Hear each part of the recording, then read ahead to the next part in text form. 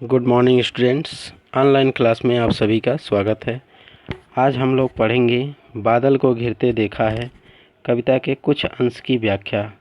इसके पहले हमने थोड़े से अंश की व्याख्या पहले बताई थी आपको। आज उसके आगे पढ़ेंगे।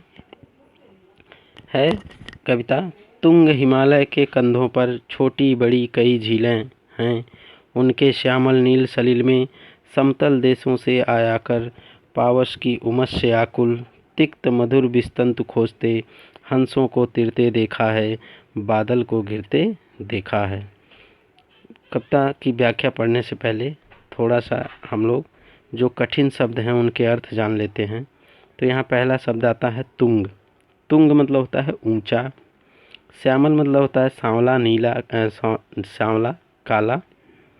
और नील मतलब नीला। सलिल मतलब होता है जल।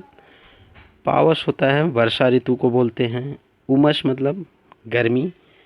और आकुल व्याकुल हो जाना, परेशान होना। तिक्त मतलब होता है तीखा कसैला। मधुर मीठा। विस्तंतु बोलते हैं कमल के नाल के भीतर जो कोमल रेशे होते हैं। जब कमल नाल को तोड़ेंगे, कमल के डंठल को तोड़ेंगे तो उसमें कुछ रेशे निकलते हैं, उसी को बोलते हैं।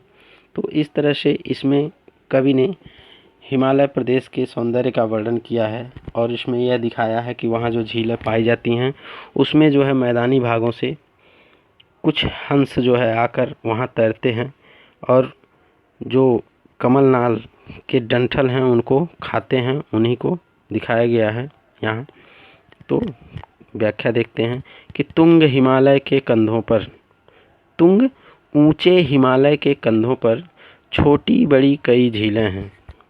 जो ऊंचा हिमालय है उसके कंधों पर छोटी बड़ी कई झीलें फैली हुई हैं और उनके श्यामल नील सलिल में, उनके काले और नीले जल में समतल देशों से, समतल देश मैदानी भागों से आए हुए वर्षा ऋतु की गर्मी से, उमस से व्याकुल होकर, परेशान होकर कसैले तिक्त मधुर विस्तंत खोजते, कसैले और मीठे कमल नाल के रेशे को खोजते हुए हंसों को तिरते देखा है।